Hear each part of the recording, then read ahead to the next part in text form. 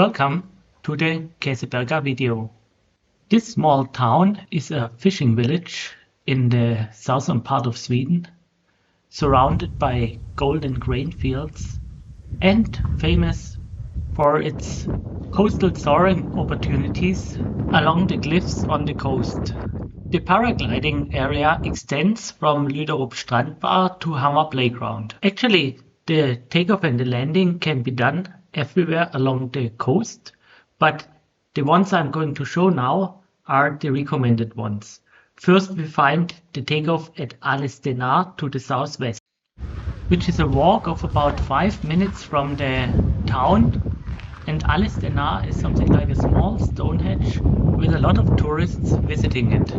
The second takeoff is close to the small town of Hammar, also to the southwest, and then we have the third takeoff at a place I call Hamar playground, also to the southwest.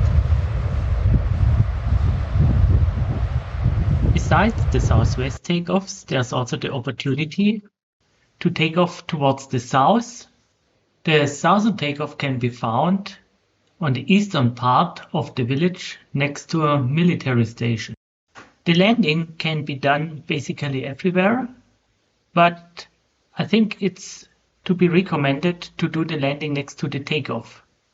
The most frequented launch site is next to the Alestennar stone circle on a broad meadow. The cliffs in front of it have an altitude of about 20 meters, and if there's a steady wind of about 20 to 25 kilometers an hour, soaring is already possible depending on the glider. Here we are at the front of the cliff now, and we can observe a typical takeoff situation for all those familiar with the takeoff at a strong wind soaring spot. No problem, but for those new to the matter, well, you have to be steady to get out. Turning to the right, directly after takeoff, opens a 3.5 kilometer long soaring opportunity. Here you can see me gliding along the ridge. The wind in this situation is about 25 kilometers an hour from southwest. Here now a view from the air to the Alestennar stone circle, and a view to the takeoff on the right hand side.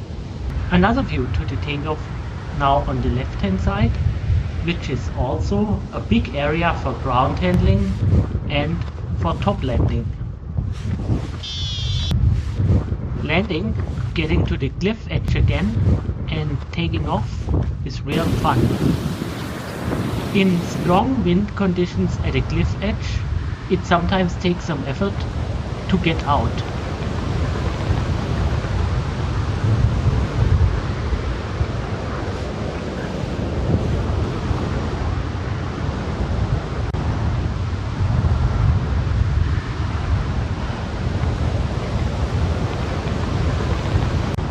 Soaring in parallelly to the coastal line I consider to be the best option to get to the landing here.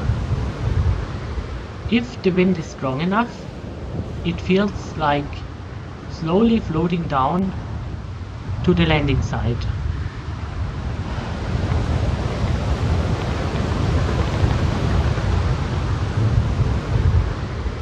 If the wind is too strong, assistance on the ground might be a good idea.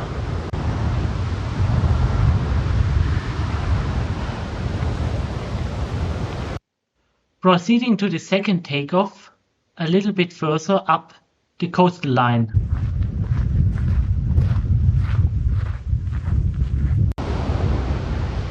This takeoff in Hamar is also suitable for hang gliders. Takeoff conditions are more or less the same as at the Alestennar takeoff to the southwest.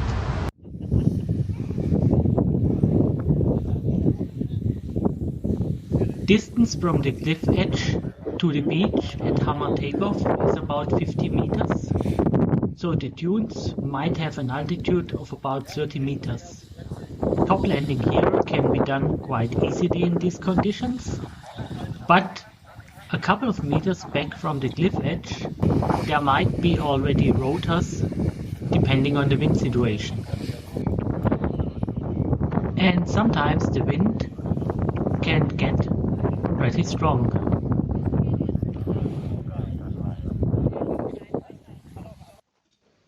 Moving to the third place of today's video, the Hamar playground. Especially if the wind gets too strong at the other takeoffs, Hamar playground is a great alternative for all sorts of different exercises with the paraglider. In strong wind conditions, it is possible to take off and to soar down to the beach. In even stronger wind conditions, well, ground handling directly at the beach is possible. It's also a good idea to take mini wings for strong wind ground handling. Hamar playground is also perfect for training how to handle up the cliffs, an exercise for relaunching the glider after a landing at the coast. Hamar playground is also a good place for training to take off and land at different slope inclinations along the cliffs.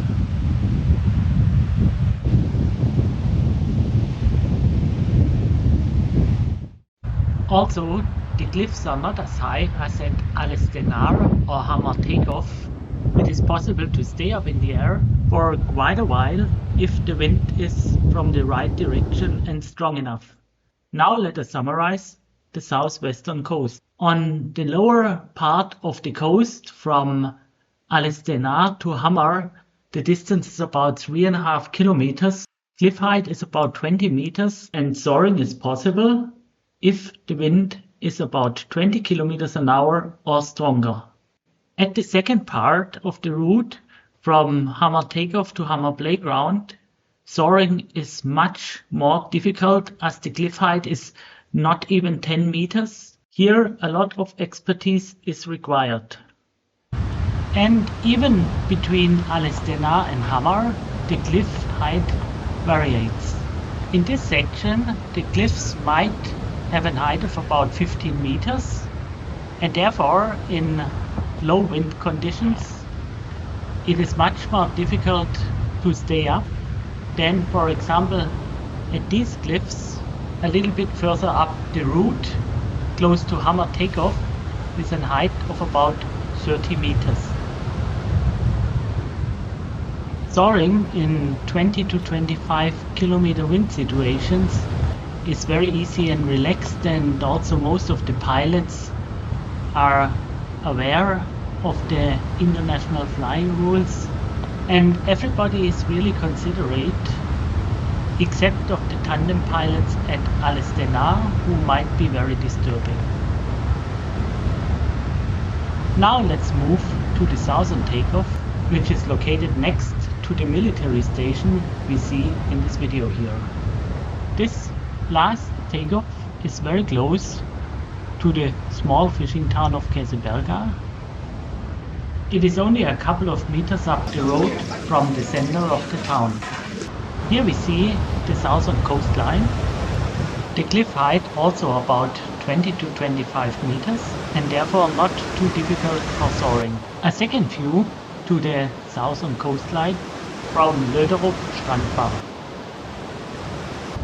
The takeoff to the south is a very tiny spot directly at the cliff. Same as at the southwestern coast, also here you could use another spot along the ridge for launching.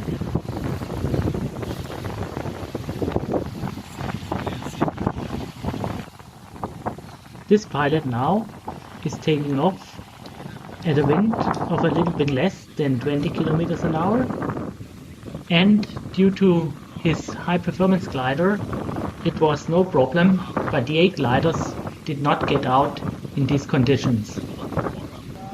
2 more views to the south takeoff. Because of the military station, I was not allowed to take a lot of videos. A little bit further up from the takeoff, we can see this pilot soaring along the ridge, and here are also the best places for landing instead of using the small spot close to Kåseberga. Finally, a short trip to Ravlunda, which is located about 45 minutes to the north. In east wind situations, Kåseberga cannot be used as a paragliding area. Instead, Ravlunda can be considered as an option. But as we see in this video, the ridge is much smaller in Ravlunda and therefore the wind has to be much stronger for good soaring conditions. Finally, some impressions from Löderup's Strandbar close to Kåseberga. I hope you enjoyed the video.